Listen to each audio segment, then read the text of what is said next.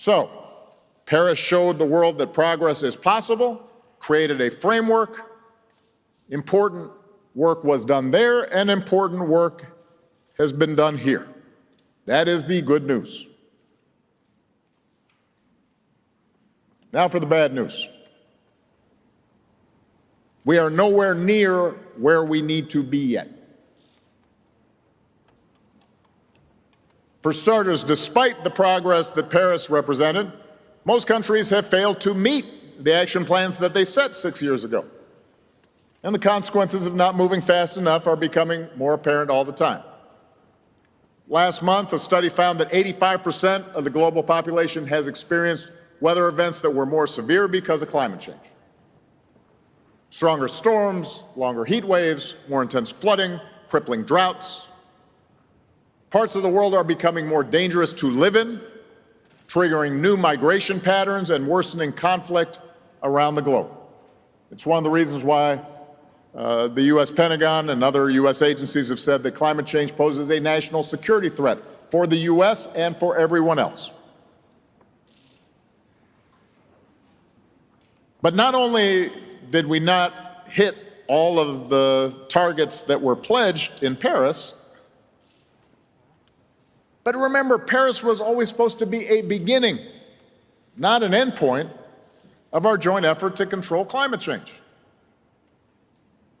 Back in 2015, we knew that even if the commitments made as a part of the Paris Agreement were fully met, we would still fall short of our goal of keeping global temperature increases below 1.5 degrees Celsius.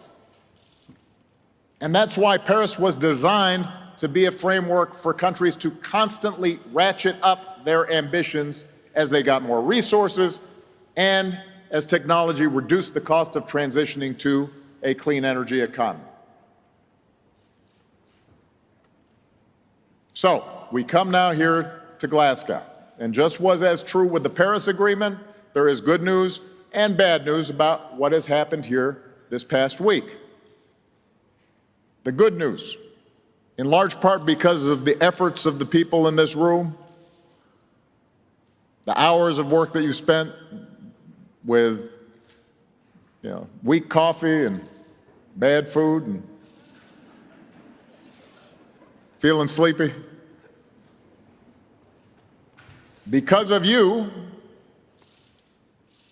countries around the world are recognizing this is a decisive decade to avoid a climate disaster and are setting some really important goals for 2030. More than 100 countries this past week have committed to reduce methane emissions by 30% by 2030. As all of you know, curbing methane emissions is currently the single fastest and most effective way to limit warming. More than 100 countries have also promised to stop and reverse deforestation by the end of 2030. Businesses from around the world, name brands, some of the biggest businesses on this planet, have agreed to help create a market for the technologies we need to transition to clean energy. Here in Glasgow, nations have also committed to help poorer countries move away from fossil fuels and deal with the effects of climate change. President Biden announced that the U.S. will be quadrupling its annual climate finance pledge over the next few years to $11 billion, including $3 billion dedicated to helping vulnerable countries adapt to the impacts of climate change. And the U.S., along with 20 other countries, agreed to stop publicly financing international fossil fuel development with limited exceptions. So these are significant accomplishments. They are hard-won commitments. You should be proud of yourselves, and we need to celebrate those commitments, even as we demand that the signatories to these commitments actually follow through.